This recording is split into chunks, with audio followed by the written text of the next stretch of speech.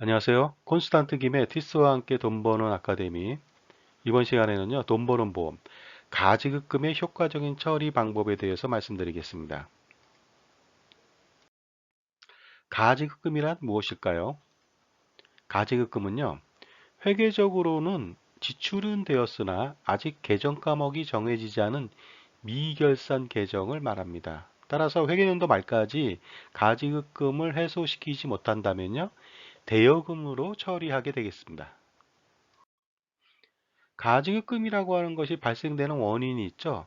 기업을 운영하다 보면 사장님이 돈을 뺀단 말이죠. 빼서 쓴다는 거죠. 개인적으로 써도 가지급금이 되는 것이고요. 개인적이 아니라 비즈니스 측면에서 뭐 접대비로 썼다든가 리베이트를 줬다든가 그랬을 때도 마찬가지로 가지급금이 발생되고 있습니다.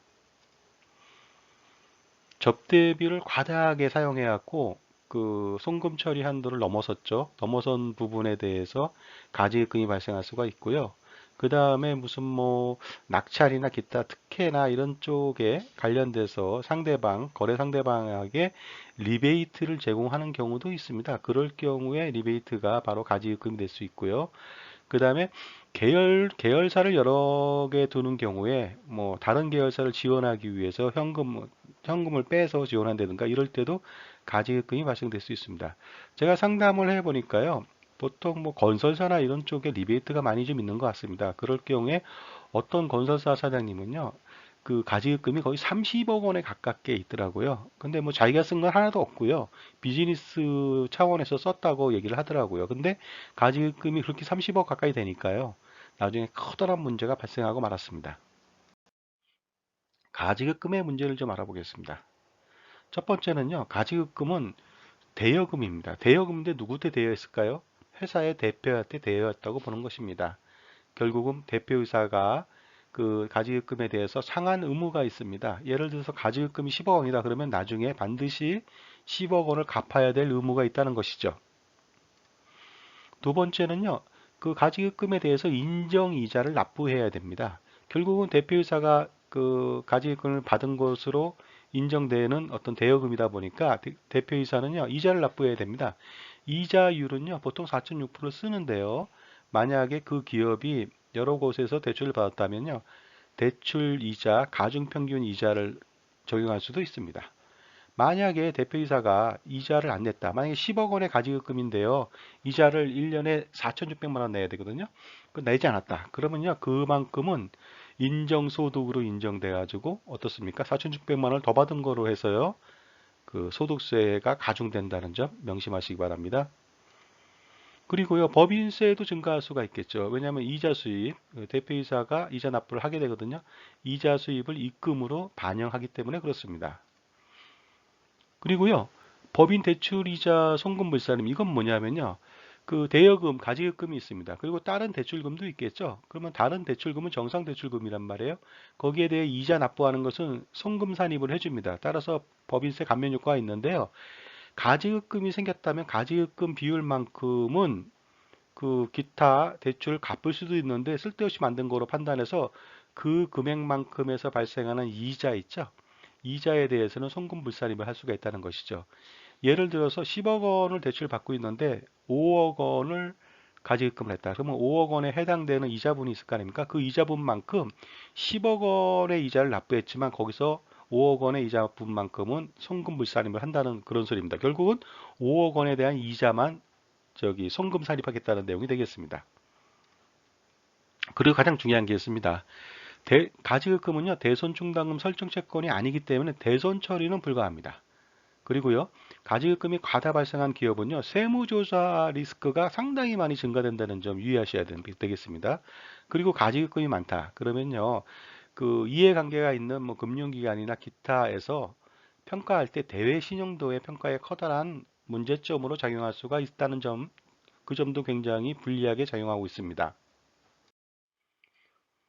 그러면 가지금의 문제는 어떻게 해야 될까요? 반드시 CEO가 해소해야 하는 이슈 중의 이슈라고 보고 있습니다. 따라서 가지금 해소를 위한 전반적인 노력이 필요합니다. 가지급금을 해소하는 방법으로 결국은 가지급금을 갚아야 되겠죠. 갚으려면 돈을 동원해야 된다는데요. 그 결국 소득을 늘릴 수밖에 없는 것이 되겠습니다. 가지급금 해소 방법 여러 가지가 있습니다. 한번 보겠습니다. 첫 번째는요, 급여 소득을 올릴 수가 있겠죠. 두 번째는요, 뭐 CEO가 보통 지분을 거의 가지고 있거나 최대 주주다 보니까 배당을 통해서 소득을 받아서 가지금 해소하는 방법도 있습니다. 그 다음에 퇴직금을 받아서 할 수 있는데 이것은 이제 정상적인 퇴직을 해야 되겠죠. 그 다음에 기타 소득을 가지고서 발생시켜서 가지급금을 해소할 수 있는데요. 이 네 가지 방법이 그 유불리가 좀 있고요. 장단점이 있다는 것이죠. 하나씩 알아보도록 하겠습니다. 첫 번째, 급여소득. 급여소득으로 가지금 해소할 수는 있으나 소득세가 너무 많이 나온다는 것입니다. 최대 46.2%까지 나오게 되겠죠. 그리고 더 중요한 게 있죠. 4대 보험료, 연금보험료나 건강보험료 상당히 많이 증가한다는 것이죠. 이런 어떤 부작용이 있습니다. 예를 들어서 연봉 2억 받는 CEO가요. 가지금 해소를 위해서 추가로 5억 원을 더 받았다. 연봉으로. 그러면요. 근로소득세 있죠. 근로소득세가 무려 2억 7천만 원 정도 나옵니다. 물론 이제 재반공제 합계가 4천만 원일 경우를 가정하는 것이 되겠습니다. 그 실질적으로 7억 원을 받고서요. 2억 7천만 원의 세금을 내면은요. 4억 3천만 원 정도인데요. 그 뭐 생활비하고 뭐하고 하면 실질적으로 5억 원을 그 가지금 해소하려고 5억 원을 더 받는다면 손에 저기 5억 원을 다 갚을 수가 없습니다. 따라서 8, 9억 원 정도는 받아야 되거든요. 그러면 근소세는 훨씬 더 많이 나올 것으로 판단됩니다. 따라서 가능성은 있으나 이렇게 근로소득세를 높이는 것은 가지금을 상환하기 위한 방법이 될 수 있으나 이런 출혈이 있다는 거 유의하셔야 되겠습니다. 두 번째 솔루션이요. 배당 소득을 받는다. 배당 소득을 받는 게 가장 편해 보입니다. 그러나 배당은요. 배당 소득세가 과다하게 똑같이 발생합니다. 왜냐하면 46.2%까지 발생하게 되거든요. 그 다음에 배당 소득에 가장 나쁜 게 있습니다. 배당 소득이라고 하는 것은요. 이익 잉여금에서 배당을 하는 거거든요. 이익 잉여금은 무엇일까요?